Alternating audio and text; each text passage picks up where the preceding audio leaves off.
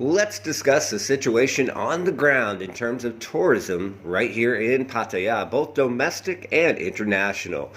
Good afternoon, everybody, on a lovely Sunday right here from Pattaya. It is March 13th, 2022. We thank you for tuning into TPM Media. Make sure you subscribe, like, and follow. Now, let's talk about tourism.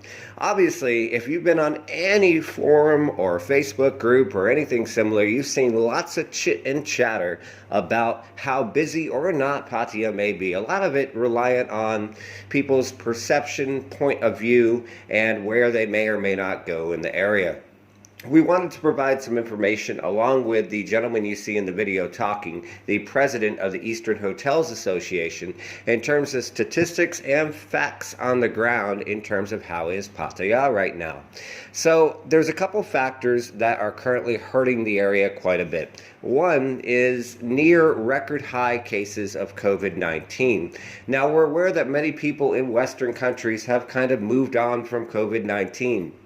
Unfortunately, many Thais have not, for whatever reason, and the government continues to struggle to get Thais to understand that in some areas, such as here in Chonburi, 99.2% of people that get Omicron are mild or asymptomatic. And many people are still treating it as an emergency. So Thailand's doctors and Center for COVID are pushing hard to get people to understand that if they take basic precautions, get vaccinated and boosted, especially if they're elderly or at risk, there will be less of an issue. Because of the high cases, domestic tourism has taken a big hit. On top of that, events have been canceled since the new year back in January 1st. And as a result, events are highly reliant on domestic tourism here in Pattaya. Now, they have had a temple fair and a water sports festival, but when we talk about events, we talk about events that bring people from different provinces, such as music festivals, or the upcoming Songkran Festival, which is still a question mark, and we should find out more on this Friday, the 18th, about whether or not that is a go in Pattaya and what that will look like. Regardless, the music festival being postponed to an unknown date back in March was a big hit for local businesses and domestic tourism.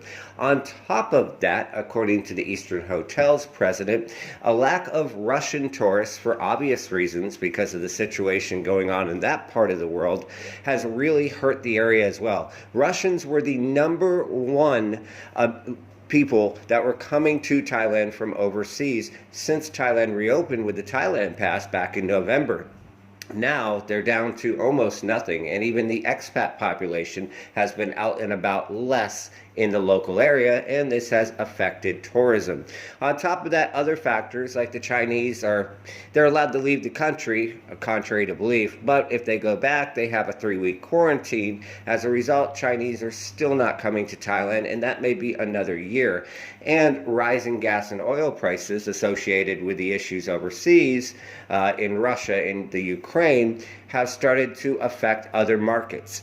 What they're going to focus on is hopefully being able to reopen domestic tourism, starting with Songkran, and also short-term tourism in places nearby, such as Malaysia, the Middle East, and India, that are not having as many problems, where local and regional tourism associations hope that they can attract more visitors. For now, though, the bottom line, things are pretty quiet.